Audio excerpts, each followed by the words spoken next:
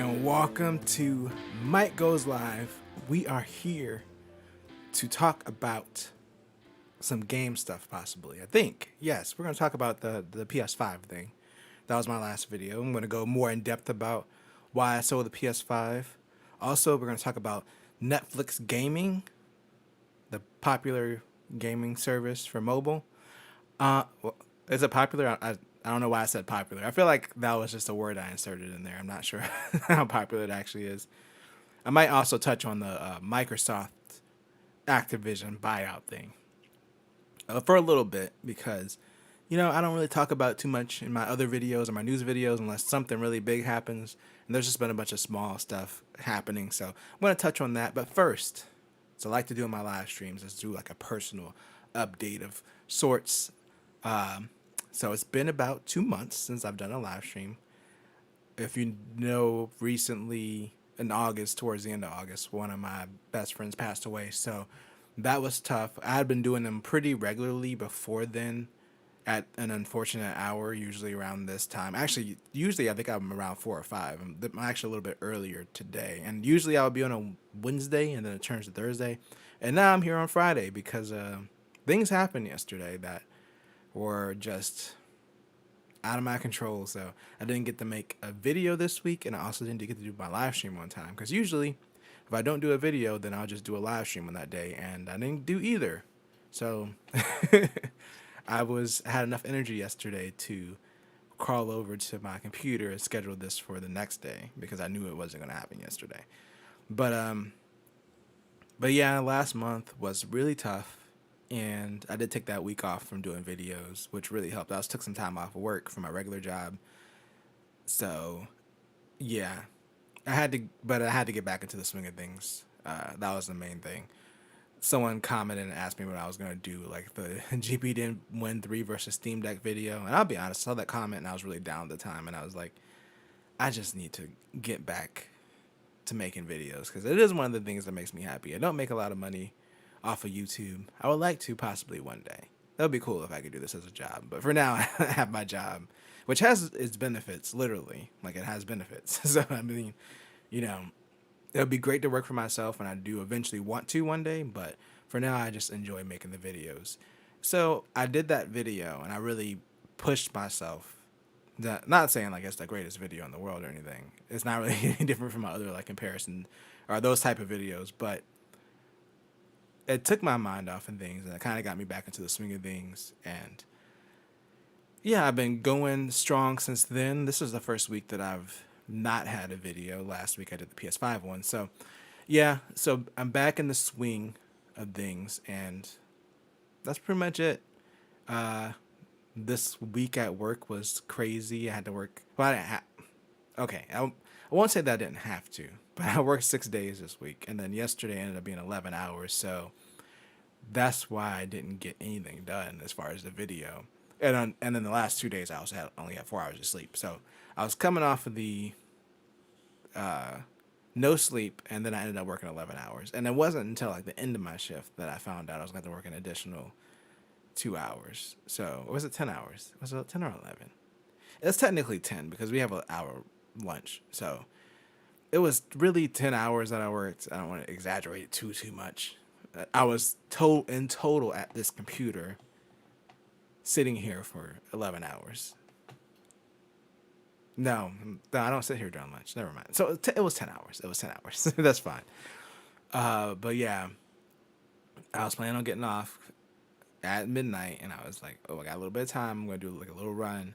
I was tired, but I was going to try to push through it. And then after I found out I was going to have to work another 2 hours, right at the time when I was supposed to get off, because I'm a series of unfortunate events. So I'm not going to get too much into because it's like proprietary company stuff. And I don't want to get into the company I work for. But yeah, a series of unfortunate events happened. And let's say that I ended up being the only person that had access to the system because of a series of unfortunate events.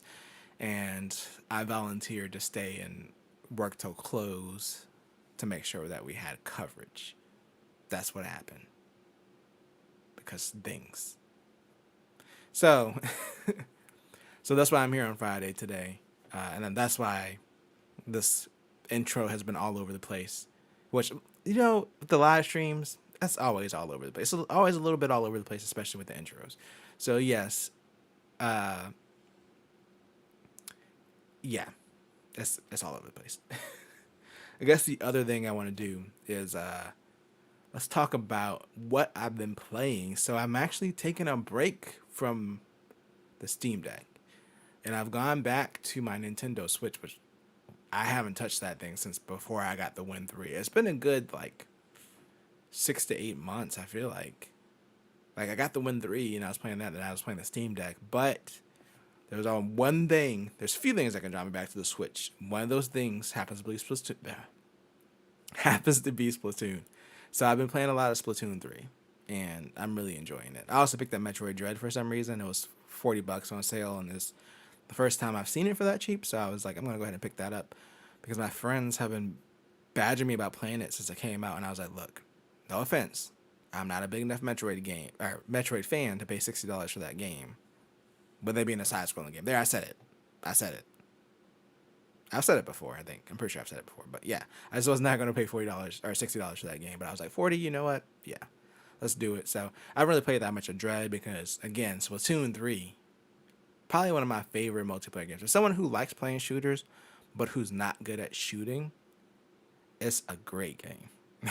I think that's what makes it so fun, though. It's like, yeah, you can splat people or whatever. You don't really kill people per se. You can splat them, but the main objective is just to paint most of the map. And being that I can get high scores and not feel like I'm being left out because I'm not splatting the most people, like that's kind of important.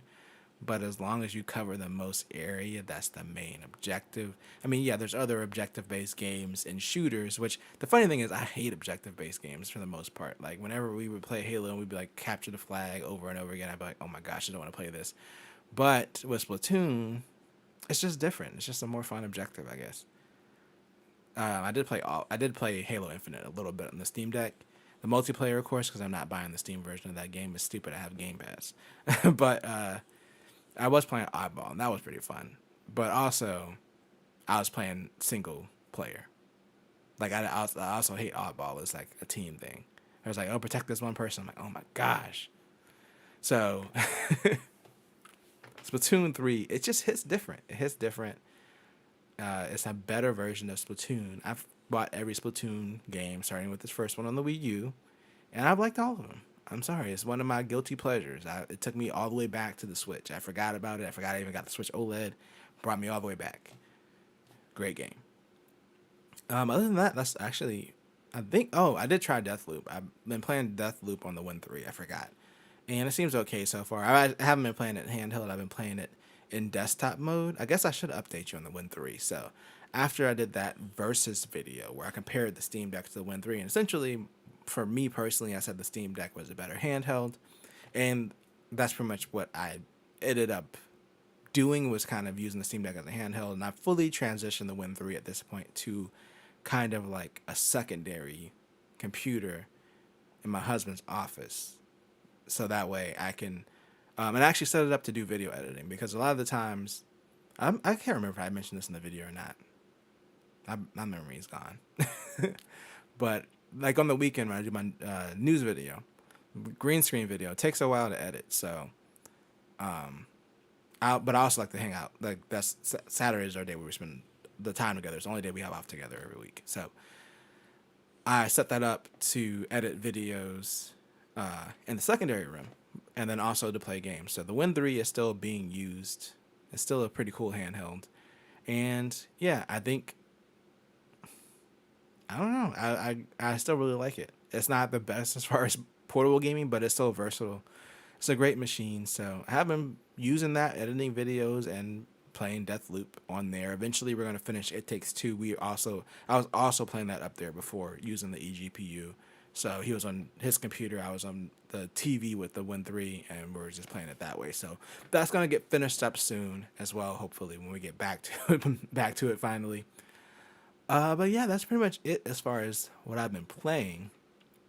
I guess now we can go ahead and get into the main topic, and that is life after the PS5, which is the title of the live stream. So, it's appropriate to talk about that at least after 10 minutes in. So uh, the, the the first part I want to talk about is there's a lot of stuff in the video because the videos I feel like they have to be very concise. That's why I like doing these live streams for the people that watch them, whether it's live or after the fact. And I'm going to tell you about the viewership right now, which is 0.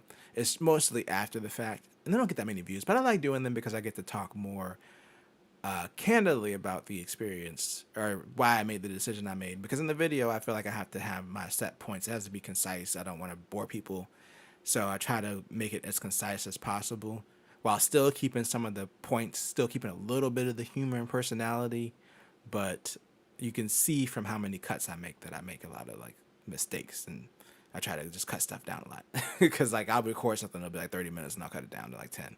So the real reason that, well, not the real reason, I gave you the real reasons of why I got rid of it, but those reasons were kind of things that I was thinking about after the fact, after the initial pitch was made to me, which was let's sell the PS5 by my husband, by the way. I wasn't thinking about it, actually. I don't, typically with systems, I don't sell them until that generation's over. Then I would just get rid of them. But I was like, why? He was like, we don't use it.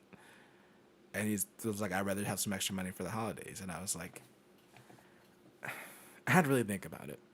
And from a personal standpoint, I don't like keeping stuff that I don't use because my mother was a hoarder and it was bad. I grew up with it and I don't want to ever get that way. So once a year, we usually do like a big purge where we just donate a bunch of stuff to like the thrift store or whatever. And I just try to get rid of stuff that I don't really use, like my little stuff that I have displayed back there, like my N64 and stuff. That's stuff that I still do occasionally play, and including the Wii, because I like to play Smash Brothers for GameCube, and it's easier just to have a Wii than it is to have a GameCube because I can also play Wii games, of course. So even the stuff in my display case is stuff that I use occasionally, aside from like the decorations. So yeah, I don't like to keep too much stuff. And I was like, am I realistically going to play the PS5? And I thought about it, and I really hadn't played it in a long time. And I had to think about why. And I thought about if I keep it realistically, am I still going to play it? Like, the funny thing is too, before this generation started, I definitely said that I'm getting a PS5 because I want to have those games, because I can access all the Xbox games exclusives at least on PC, and I want a PS5 for their PlayStation games or PS5 exclusives. And then I got the PS5, and it just, like I said, I beat those 4 games and then didn't really touch it again. And I just realized I wasn't really that compelled to play it. Like, I don't find their games that compelling. And I guess it really started with the PS4, because I kept the PS4 the whole generation, and I never played it. I don't think I finished a single game on the PS4. And I even upgraded from the base to the PS4 Pro, and I didn't even play that. Like, I got it, and then I was like, okay, that's cool. I got a PS4 Pro now. And then it just sat there. It literally just sat there until we sold it, and when we got the PS5. So yeah, I didn't want to go through another generation of just like having a PlayStation just to have one in case I want to play one of the games. And I know someone in the comments of the video, because I mentioned like I'll just wait for like God of War to come to PC and Spider-Man, and someone was like, it took 4 years for the first Spider-Man to come to PC. And I was like, for one, they really hadn't done a heavy push in the PC gaming like they're doing now, so I don't think that there'll be that big of a gap going forward. And like I said in that video, there's no guarantee that that's going to come to PC just because they're putting out the remastered of Miles Morales, but I do think that they probably will, because one of the things they mentioned with PlayStation Plus Premium is they see it as a way to reinvigorate games. Like, they're about reinvigorating their games that are starting to dip in sales versus giving away those games up front when they're doing well sales wise. So putting the stuff on PC brings more attention back to it, and it brings up a new avenue of sale after the game's cooled down a little bit. So there would be no reason for them not to put it on PC. It's just an extra way to make money, especially if it's like a year or so after the fact. So yeah, I don't think it'd be as long as of a wait for like if the next Spider-Man comes out. I don't think it'd be 4 years again. Two, if it was 4 years, it's just 4 years. I'll just wait to play it. Like, I don't think people understand how infrequently I play games. Like, I bought Spider-Man 2018 in 2018, didn't play it until 2021. Like, I literally had the game the whole time. I didn't play it until the remaster came out. Like I just was like, cool. Like I played a little bit. I can't say I didn't play it. I played like the intro sequence where you fight. God, who do you fight in the first part? I forgot. Is it Penguin?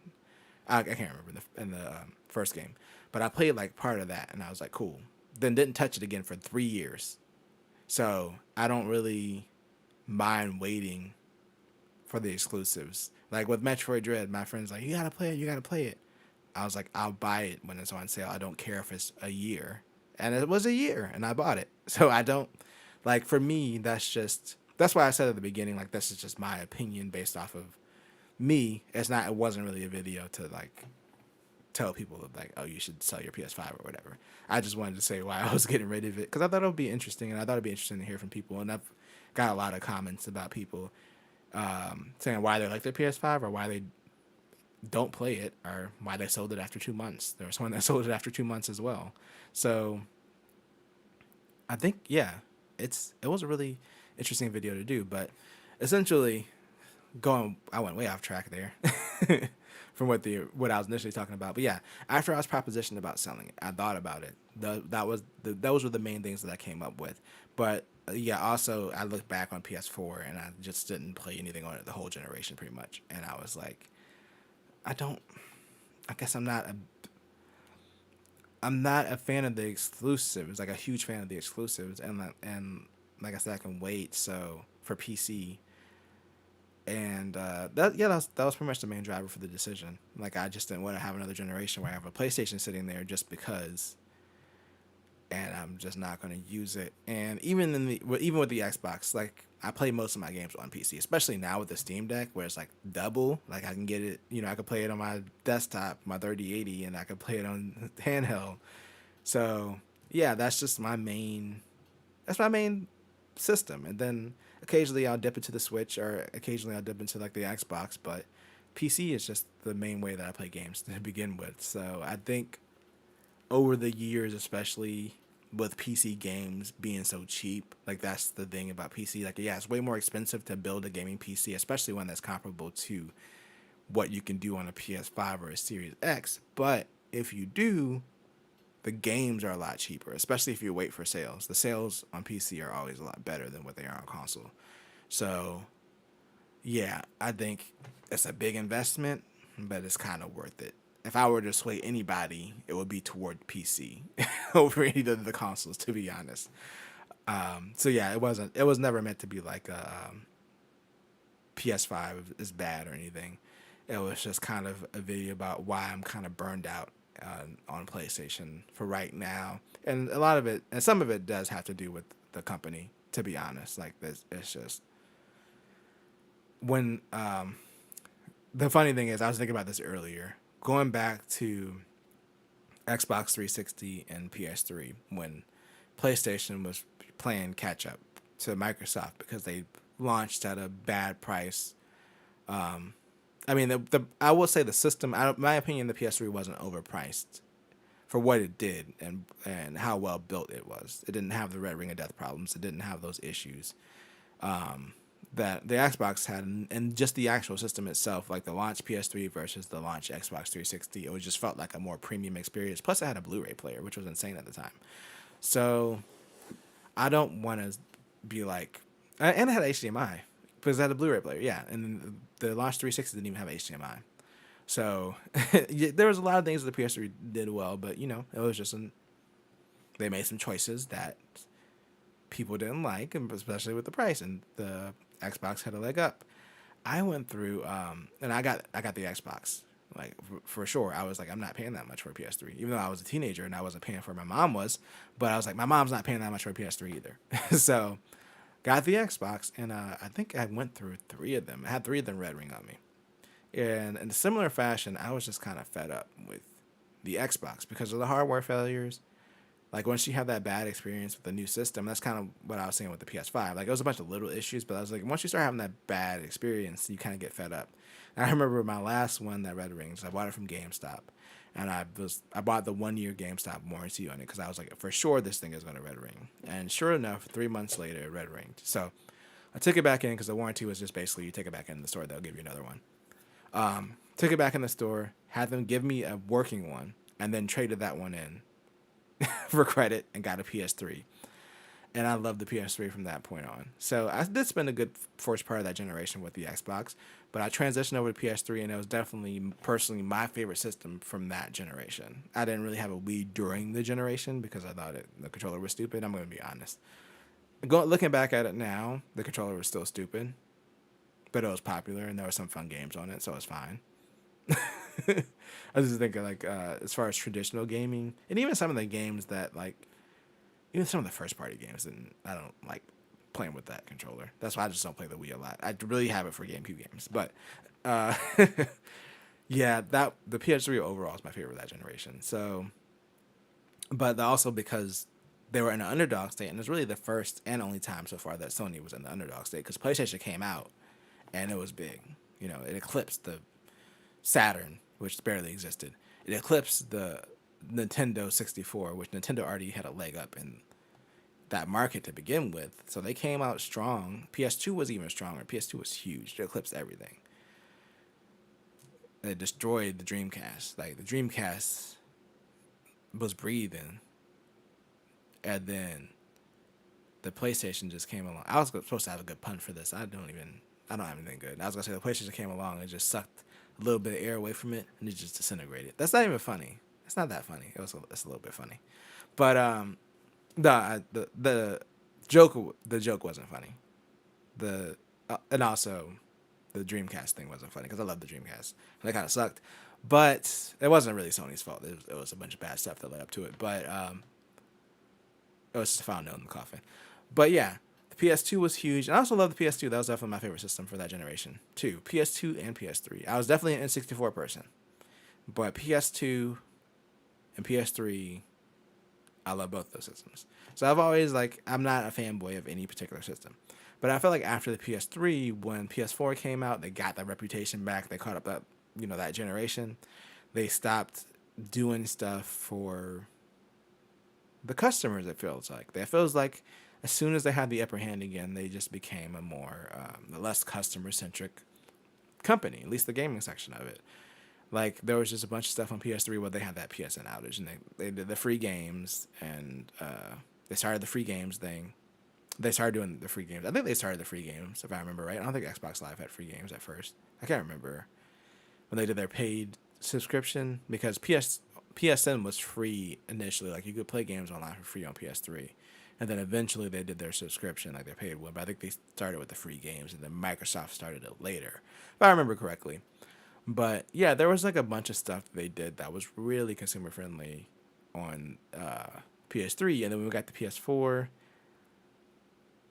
it's just, I don't know, they just changed. Like, they didn't want to do crossplay. They were being grumpy about that. I don't know. I think the main thing was definitely the crossplay, and also their games just got more boring. There was a bunch of games that I loved on PS3 that were kind of like more experimental, like the Resistance series, for instance. I love Resistance. It wasn't the greatest shooter, but I thought what they had was really good. Infamous as well. Gosh, I love the Infamous games. And yeah, they did have an Infamous game on PS4, but it just, I don't know, they tried to make it a little bit more serious. Like, I felt like PS4 is when they were like, we're going to do these melodramatic cinema style games, and they kind of got away from the games that were a little bit goofier feeling, like something like Infamous, because that game, gameplay wise, like, it was polished, but it did feel, there were parts of it that felt a little bit goofy, even though the narrative tried to be serious. But yeah, they got into these like super polished games and gameplay experiences, and I think I kind of got bored. Like, every time I tried an exclusive, I was like, it's good, it's just missing something. I don't know, it's hard to explain. Like, it's just, some of their games feel like they're lacking soul in some ways now. And I think that's another thing from a personal standpoint. This is all like me rambling about my personal feelings about the PlayStation. So yeah, my feelings might change. You know, it depends. It's not like companies stay the same or people stay the same or anything like that. Things can change drastically. Things change drastically for Microsoft, and I'm sure if they were in a position of power, they wouldn't have such a generous service like Game Pass. Not that it's like generous that they're giving you something for free is, it costs a monthly fee, but they have really good games up there, and they're just making a lot more decisions that are customer friendly because they messed up the launch of the Xbox One so badly, and they're still recovering from that. And being that they are even newer than PlayStation and their first system didn't take off, the Xbox did horribly sales wise. The 360 was their first success, and then right after the first success, they just mess it up, and they didn't have the brand loyalty like PlayStation did to bounce back from it. Because when PlayStation messed up, which is not like I said, the PS3 wasn't messed up because it was a bad system. It's just bad launch, pretty much. But when they messed up, they still had loyalty from PS1 and PS2, especially PS2 that sold a bunch. So even though they, ended up kind of splitting that generation with Xbox, and then the Wii just eclipsed everybody, they still caught up because they had that brand loyalty, and they waited until they had games and the system was cheaper, and then they came and they bought it. So yeah, it's easier for Sony to catch up because they have the reputation, but Microsoft didn't have that reputation. Now I feel like, they did well with the 360. They got a little too cocky. They said that the system needed to always be online and have a stupid Kinect accessory that nobody wanted. And they backtracked on both those things, but it was already too late. They kind of lost that generation, so they spent the whole last generation kind of rebuilding their reputation. And they have to do it basically by word of mouth because at this point, when was the last time people had 360s? People, they might have a nostalgia for it, and they might be like, oh, it's the current Xbox. But in reality, they don't have that user base, that loyal user base like Sony has, or even Nintendo. There's a few people, I like the Xbox. I'm not like a particular fanboy of anything. Like I said, if Microsoft started messing up, that Xbox would be gone. It'd be out the window the next day. Game Pass would be canceled. So, yeah, but I think with Sony, them dominating that last generation, and now with the PS5 and them doing that Game Pass competitor, I'm like, first of all, you already fought us on crossplay. There was some other stuff that I'm forgetting, but the crossplay was the main thing I remember because it was a little bit more recent.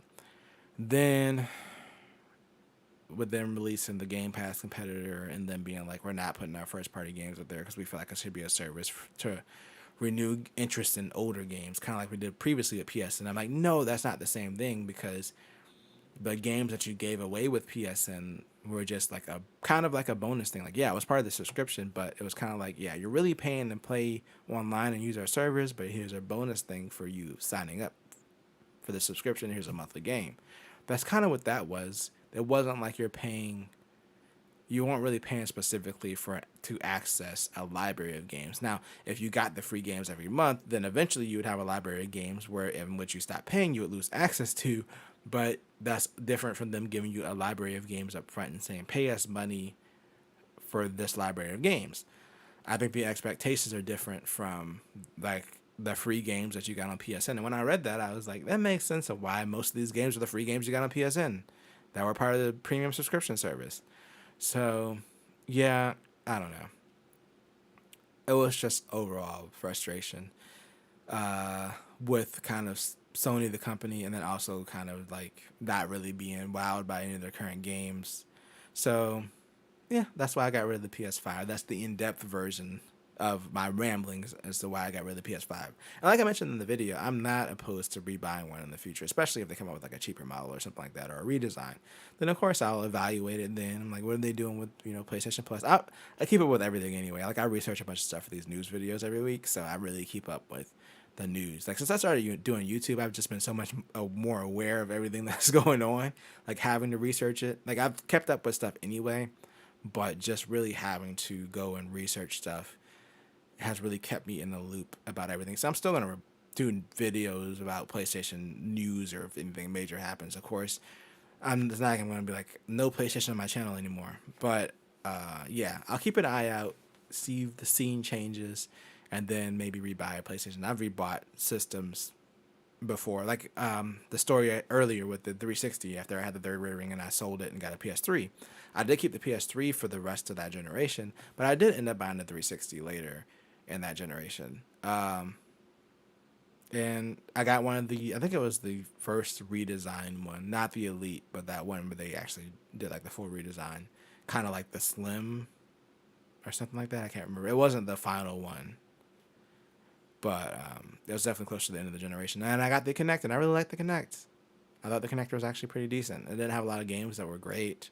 There were only a few games, but the tech actually worked surprisingly well. So yeah, I'm not opposed to like revisiting, especially like towards the end of the generation. In this case, like if I get towards the end of the generation and I get a cheap PS5 and I can go back and play all this stuff, that's fine. Like I'm not one of those people that's like I gotta have everything right now. That's just not me. But yeah, that's gonna end my PS5 rant for the day. But I do want to talk about Netflix gaming. So apparently, according to this article that I got pulled up from this here GameSpot, Netflix gaming currently has 55 games in development. Like, what are they doing over there? I am curious to see what they end up doing, but if it's gonna be limited to a phone and tablet, which is not bad. I mean, Apple has their Apple TV, not Apple TV Plus, their game service. Oh, speaking of Apple, I did start my Apple channel. In case y'all missed it, currently at 12 subscribers. It's called Mike X Apple. So if you do want to see my Apple stuff, Apple related content, check that out. I was supposed to say that at the beginning of the video because that's also one of the things that happened this week. I had to record. Apple released some new products, so I ended up recording a video for that channel unexpectedly. I was expecting to record it later in the week or probably on the weekend, and then I had to go and dip into that, so that was the whole thing that happened. But anyway, back to Netflix gaming. Yeah,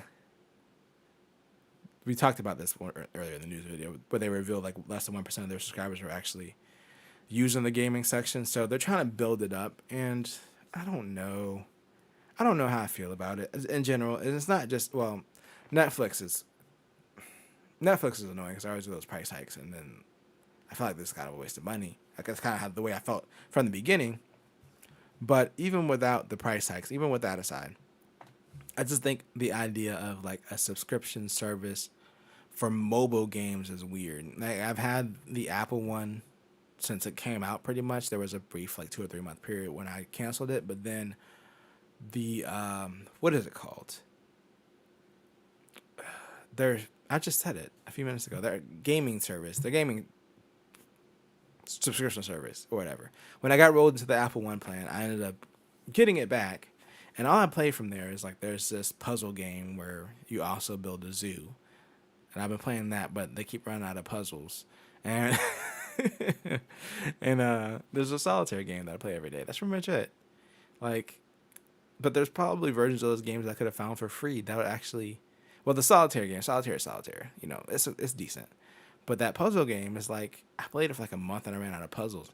And with as horrible as it sounds, and this is also the same thing that happened when I first played Grindstone. They have a lot more levels now, but like even when Grindstone first came out and that was on the iPhone, I ran out of levels in like a month. And I think it's because when you have a free to play game where you're banking off of these microtransaction stuff, as negative as that stuff is, it motivates the developers to keep making more levels. So it's like if you get the money up front or if you're part of a subscription, then you're just not. I mean, it's fine with having a complete experience, but like I kind of expect mobile puzzle games to be endless. And there's been 2 times where I've been like, I think I reached the end of this game in like a month because I've literally played. I think there was like, it had to be like 2 or 3 years where I played Candy Crush on a daily basis until I got to like, I know I was in the thousands as far as the level, and I got tired of it finally.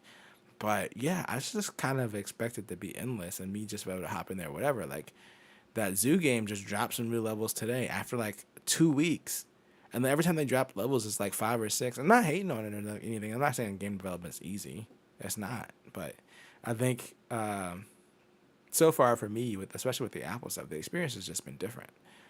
So Netflix, unless they plan on doing some games that are really going to pop out from a mobile sense, I don't know how well it's going to do or if it's going to be another bad venture, kind of like Google's foray into gaming with Stadia, which no one was shocked that it shut down at all. All right. We are going to hop into the last thing I want to talk about just a little bit. It's just kind of the drama with this buyout. Um, so I'm referencing parts of this article, but really, I'm just kind of talking about the whole thing that's been going on. So I think the last update on my video was like Sony complaining about the deal that Microsoft offered them, saying it wasn't long enough to keep Call of Duty on the console.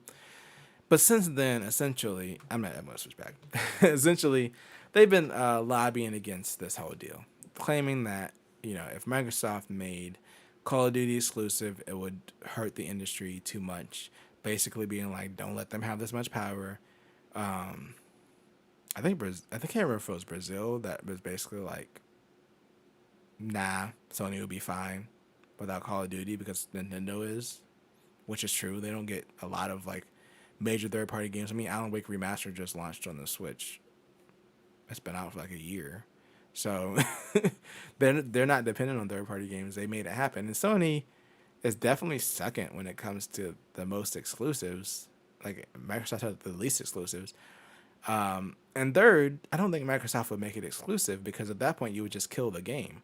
Like if Call of Duty became an Xbox exclusive, then some other game would just come and take that spot easily. Like if there's another game, we're like, oh, cross-platform shooter just opened up a major spot. I mean, what is there that every year is Call of Duty and Battlefield's not even close. But if someone else can swoop in and take that spot, if they made Xbox an exclusive or made an Xbox exclusive, then of course they would, and then of course they'd be cutting their user base.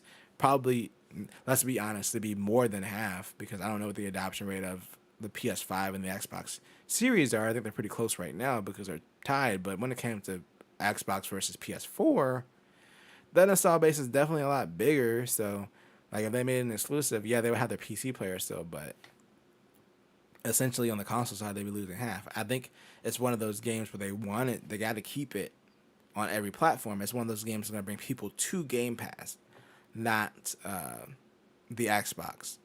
That I don't think that's their goal with that game. It's just to bring people to Game Pass. Whereas like Bethesda games are more a single player experience, then yeah, it makes sense for those to be exclusives going forward. But the multiplayer game, kind of like Minecraft, they kept that on every platform because that's a way to bring people in the Game Pass. You're setting up a Microsoft account, you're logging into that, you already got an account set up, and they could be like, hey, if you had Game Pass, you would also have this. And you can be like, you know what, I am going to get Game Pass. That's what they want to do. So I don't think that if they get Activision, they would make Call of Duty exclusive realistically. I think you would kill the game, and not just because it's not cross-platform, but also I think the people that are on like a PS5 would just be like, I'm not getting an Xbox because like they would see that as a dirty move, and it's not going to motivate them to go buy an Xbox. Like I just think they would find something else to play. That would be the case. So as much as Sony wants to lobby about it, I do genuinely believe that Microsoft at this point wouldn't make that an exclusive. But yeah, this has been kind of just this catty back and forth between those two specifically.